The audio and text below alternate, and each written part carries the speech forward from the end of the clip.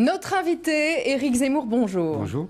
Éditorialiste, écrivain, auteur d'un livre au succès phénoménal, Le suicide français, édition Albin Michel, les 40 années qui ont défait la France, de la mort de De Gaulle à aujourd'hui. La France se meurt, la France est morte, nous dites-vous, en cause, et ça a déjà été dit et redit sur toutes les télés et radios de France.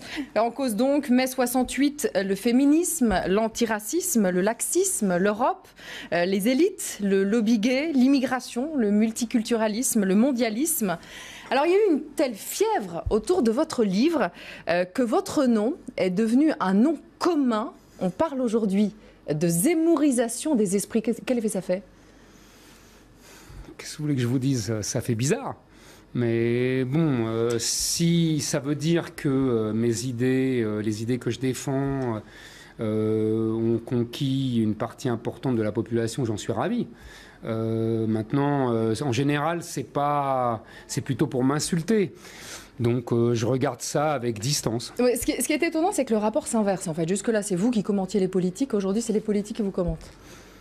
Oui, c'est pas faux. Il y a de ça, il y a du vrai. J'ai vu que, par exemple, Noël Mamère sortait un livre Manuel pour me Valls. répondre. Manuel Valls, qui dit que mon livre n'est pas digne d'être lu. C'est pas qu'ils commentent, ils ont, si vous voulez, vous savez, il y a une tradition française qui est le lien entre littérature et politique. Il y a une très jolie phrase de Victor Hugo qui dit un journal, c'est comme un écrivain, ça a deux fonctions, la fonction littéraire et la fonction politique. Les deux sont liés, en tout cas en France. Donc c'est tout à fait normal que quand on écrit un livre, ça soit politique. Surtout quand on raconte une histoire des 40 dernières années, surtout quand on prend, comme je l'ai fait, non seulement les décisions politiques et économiques, mais aussi la culture populaire. Tout ça est profondément politique au sens métapolitique, vous savez, c'est-à-dire la bataille culturelle, la bataille des idées. C'est quand même le fond de la politique. Le fond de la politique, c'est pas qui est élu, qui n'est pas élu, qui gagne l'UMP, etc. Ça, c'est la politique politicienne. La vraie politique, c'est les idées. Donc, qu'il y ait un échange, un affrontement entre les hommes politiques professionnels et des gens comme moi qui sont des écrivains, qui essaient de réfléchir sur la société, c'est normal, ça a toujours existé en France. Alors parlons des médias et de votre tournée en région. Pendant 2 mois, on a vu et entendu que vous, quelle morale tirez-vous de cette tournée promotionnelle? Mais écoutez, c'est assez passionnant. C'est-à-dire qu'on voit... là, je vais un peu partout. J'étais à Toulouse la semaine dernière, je vais à Genève demain, ensuite j'irai à Bordeaux, à Lyon, à Nantes. Qu'est-ce qu'on voit? On voit des salles qui sont pleines à craquer, c'est-à-dire qu'à chaque fois, on prévoit 400, 500 personnes et il y a le double. Les gens sont debout, ils m'acclament avec une ferveur touchante. J'ai l'impression, si vous voulez, que je mets des mots MOTS sur leurs mots MAUX. C'est-à-dire que ce que j'exprime, ce que je dis, ce que j'explique, les gens le ressentent profondément depuis des années et soit ils ne le conceptualisent pas, soit ils n'osent pas le dire. Et donc, ça leur fait du bien d'entendre quelqu'un et de lire quelqu'un qui dit exactement ce qu'ils pensaient le plus profondément. Ils sont très inquiets, vous savez. Ils sont affolés. Ils ont l'impression de ne plus reconnaître leur pays. Ils ont l'impression, comme je le dis, que leur pays se meurt. Ce n'est plus leur pays. Ils sortent dans la rue, ils ont l'impression de changer de continent. Ils regardent la télévision, ils ne reconnaissent plus. Leurs enfants étudient une histoire qui n'est pas l'histoire de France. Ils ne savent plus où ils habitent, vous comprenez? Ils sont malheureux et ils sont très inquiets. Et ils ont l'impression que les élites, non seulement... Ceux qui viennent vous voir en tout cas. Ah ben ceux qui viennent me voir, bien sûr. Sinon, ceux qui viennent pas me voir. À la télé, à la radio, quand on parlait de votre livre, la polémique s'est cristallisée sur Vichy. Vous affirmez que Pétain, au nom de la souveraineté française, a sacrifié les juifs étrangers pour sauver des juifs français. Alors, aucun historien n'a dit, c'est vrai, Zemmour a raison. Au contraire, votre maître Bernstein a dit, celui qu'on a tous étudié, a dit Zemmour se trompe lorsqu'il dit que Pétain a sauvé des juifs. En fait, en gros, il vous reproche d'être plus un polémiste qu'un historien. Mais je ne me prétends pas historien comme M. Bernstein ou comme d'autres, effectivement, pour laquelle j'ai le plus grand respect. J'ai lu l'interview de M. Bernstein. Il dit il se trompe parce qu'il interprète mes intentions. Il fait de l'intentionnalité. C'est-à-dire qu'il pense que j'ai dit Pétain a voulu sauver les Juifs français. C'était un grand être généreux. Il a voulu sauver les Juifs français. Il a donné les Juifs étrangers pour sauver les Juifs français. Je n'écris pas ça. J'écris que c'est ce qui s'est passé. C'est pas la même chose. Je ne dis pas que Pétain, dans son intention politique, n'a pas voulu marginaliser les Juifs français. Oui, parce que dans son statut des Juifs, dans ces deux statuts des Juifs, il n'y a d'ailleurs pas de préférence nationale. Exactement, de statut ségrégatif pour les Juifs, un peu comme les Noirs américains à l'époque. C'est ça qu'il a voulu, Pétain, avec les Juifs français. Je ne dis pas le contraire, mais il est un fait, et je remarque que M. Bernstein, comme d'autres historiens, ne me contestent pas là-dessus, que finalement, 95% des Juifs français ont été sauvés. C'est un fait. Maintenant, on a survalorisé ce sujet. Ça fait 7 pages sur 540. Parce qu'on s'est dit, Zemmour est bien indulgent avec Pétain, en plus a retiré, avec le décret Crémieux, a retiré la nationalité française à vos propres parents juifs d'Algérie. Donc c'est pour vous dire que je n'ai aucune tendresse particulière pour Pétain. J'essaye simplement d'être objectif. Jean-Marie Le Pen, il est d'accord avec vous sur le rôle de Pétain?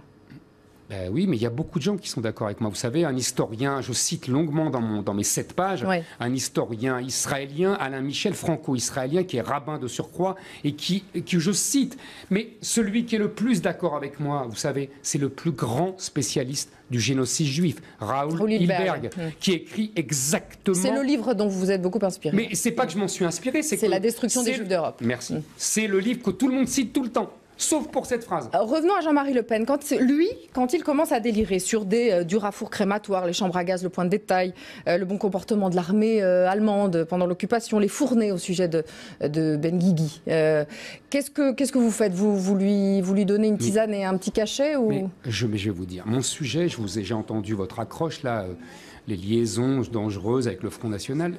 C'est pas mon sujet, le Front National. Comprenez-moi bien. Je ne fais pas. Mais c'est notre sujet aujourd'hui parce que vous êtes. Mais moi, je suis pas votre pensée, elle est incroyablement proche aujourd'hui de celle de Marine Le Pen. Non, mais moi, ma pensée, elle n'est proche de personne. C'est votre sujet, ce n'est pas le mien. Je ne suis pas obligé de rentrer dans votre sujet. Oui, mais je vous pose des questions en attendant. Mais vous avez vos questions, j'ai mes réponses, comme disait Georges Marchais. Donc Jean-Marie Le Pen, quand il fait ses déclarations, qu'est-ce que vous en pensez? Mais il dit ce qu'il veut. Mais je n'en ai cure des déclarations de Jean-Marie Le Pen. Je n'ai pas écrit un livre de 540 pages, 3 ans de travail, pour commenter les déclarations de Jean-Marie Le Pen. C'est quand même extraordinaire. Vous avez un livre et vous m'interrogez sur Jean-Marie Le Pen. J'en parle à peine de Jean-Marie Le Pen dans le livre. Est-ce que vous l'avez vu? Vous en parlez, oui, bien sûr, vous en parlez. Sur le point de détail, notamment. Non, oui, le point de détail et 2002. Voilà, mais c'est pas mon sujet. Donc arrêtez de m'interroger sur le Front National et Jean-Marie Le Pen. Je ne répondrai pas.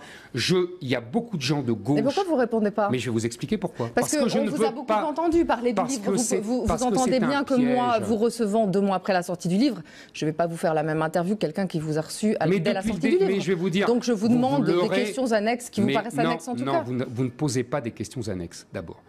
Qui vous paraissent annexes, puisque vous dites que je ne vais pas y répondre. Non. Vous posez la même question qu'on me pose depuis 2 mois. Donc ne croyez pas que c'est parce que vous arrivez après et parce que vous arrivez avant. C'est parce que vous êtes tous formatés pour ça.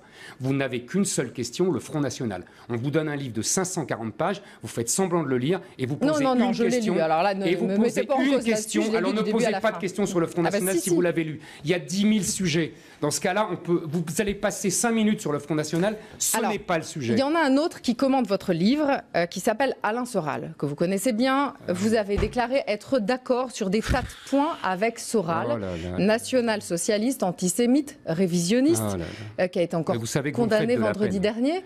Et des tas de points d'accord avec Alain Soral, lesquels? Vous me faites de la peine. Je suis désolée de vous faire de la peine. Vous me faites de la peine parce que vous faites On m'avait dit que vous étiez plus futé que les autres, mais je vois que vous êtes comme les autres. Et c'est assez lamentable pour vous. Ah bon? Voilà.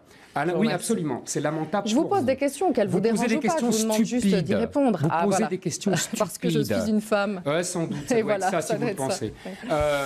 Donc, c'est pas de ma faute. Voilà, vous posez des questions banales. Vous comprenez?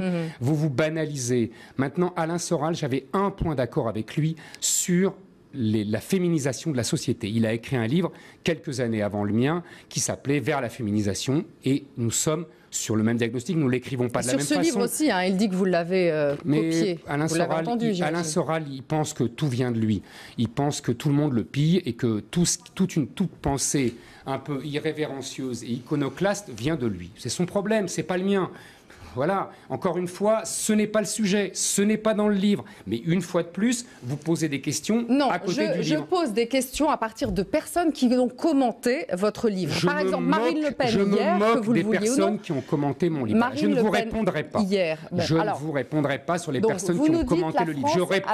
Je réponds sur mon livre. Voilà. Si vous n'avez pas de questions à me répondre sur mon livre, je m'en vais. Je vous pose encore une autre question. La corde au cou, la France a la corde au cou, c'est ce que vous nous dites aujourd'hui. Elle se suicide. Bon, mais elle se suicide, mais excusez-moi, je parle de la corde au cou. Mais je vous en prie. Est-ce que vous avez, parmi les dirigeants politiques actuels, est-ce que vous imaginez quelqu'un qui puisse enlever cette corde au cou des Français ou pas? Que ce soit à l'UMP, au FN, à l'extrême gauche. Encore une fois, ce n'est pas mon problème. J'essaie de voir la suite. Moi, je ne veux pas voir la suite. Voyez le livre déjà. Je vous assure, il y a déjà beaucoup à faire. Il y aurait 10 émissions comme la vôtre pour commenter tous les thèmes du livre. Il y aurait beaucoup de choses à faire, beaucoup plus intéressantes que les questions que vous me posez. Mais vous les avez sur la suite. La suite, je m'en moque, chère madame. Parce que la suite, ce n'est pas mon problème. Mon problème, c'est se mettre d'accord sur un diagnostic. Un diagnostic, vous m'entendez? Avant de faire un traitement, un bon médecin, il fait d'abord le bon diagnostic. Votre diagnostic, j'estime que le diagnostic n'est pas bon. Non, on ne le connaît pas. Mais bien sûr que si, on vous entend depuis 2 mois, on le connaît, votre diagnostic. C'est pas vrai, on m'interroge comme vous, toujours sur les suites. Non, c'est pas vrai. Personne n'interroge sur le fond. Si, on vous a interrogé et réinterrogé sur le fond. C'est faux. Si on poursuit la courbe de votre diagnostic, de vos prédictions, on arrive à quoi demain? C'est très simple. Si on poursuit la courbe de ce que je décris dans le livre, il y a deux phénomènes qui me paraissent évidents. Je dis bien si on poursuit la courbe. Sur le plan économique, nous devenons une espèce de grande province de l'empire européen allemand. C'est la logique de la monnaie unique, très bien définie par l'économiste Paul Krugman, qui explique que nous sommes la monnaie unique dans un grand ensemble, favorise les régions les plus riches, les plus développées, et donc transforme en mezzogiorno les autres régions. Ça, c'est la première logique. Nous sommes une espèce de, au mieux, du Grosse Bavière. La deuxième logique, si nous suivons la logique démographique des mouvements migratoires actuels, c'est la multiplication des républiques islamiques dans les banlieues françaises, très bien décrite d'ailleurs par un auteur algérien comme Boualem Sansal qui dit exactement la même chose, et donc avec des républiques islamiques qui vont affronter le reste de la population. Il y aura des affrontements. Vous voyez dans Christophe Guilluy, le dernier livre de Christophe Guilluy, on l'a reçu la semaine dernière. Donc si vous l'avez lu, vous avez vu qu'il explique très bien que les gens se séparent, qu'ils ne veulent plus vivre ensemble. Est-ce que selon vous, on arrive à une guerre civile? Je pense que c'est une possibilité, oui, très sérieuse. Entre eux, les mouvements, je vous dis, entre ces républiques islamiques qui se fortifient dans toutes les banlieues françaises et les Français et les immigrés anciens qui se sont rassemblés dans les classes populaires, dans le périurbain, comme le décrit très bien Christophe Guilluy. Et comme par ailleurs, comme le décrit Gilles Kepel, vous avez une salafisation de la jeunesse réislamisée de banlieue. Vous voyez, les deux sont une espèce de deux peuples qui vivent sur le même territoire. Donc forcément, ça risque de provoquer des étincelles. Ce sera ma dernière question. Pourquoi aimez-vous tant cette France qui a abandonné l'Algérie et forcé vos parents à l'exil? Pourquoi aimez-vous tant cette France qui n'a pas su reconnaître votre talent et vous a refusé l'ENA? Mais enfin, chère madame, mais moi je ne suis pas dans la victimisation. Je ne vais pas dire, d'abord, c'est pas la France qui a abandonné l'Algérie, c'est le général de Gaulle qui a décidé, d'ailleurs, pour éviter exactement ce que je décris. C'est-à-dire pour éviter justement parce qu'il estimait qu'il ne pouvait pas y avoir des millions d'Arabes en France et que c'était deux peuples différents, relisés, perfides. Donc ça, c'est une question de fond. Et donc j'aime la France, mais la France, c'est pas une décision. Dans ma famille, on aime la France depuis qu'on est français, c'est-à-dire depuis 1870. Et on aime la France passionnément. Et on aime l'histoire de France. On aime la culture française, on aime la littérature française, on aime les paysages français. Aimer la France, c'est aimer tout. Vous savez, quand Napoléon arrive au pouvoir, il dit « j'assume tout ». De Clovis au comité de salut public. Le comité de salut public, ça veut dire la terreur. Donc ça veut dire aimer la France, ça veut dire assumer toute son histoire. Ses gloires et aussi ses périodes moins glorieuses. C'est ça l'histoire d'un grand pays qu'on aime. Merci Éric Zemmour. Je vous en prie. Merci d'être venu. Très bonne journée à vous. Merci à vous aussi. Très bonne journée à tous. À demain.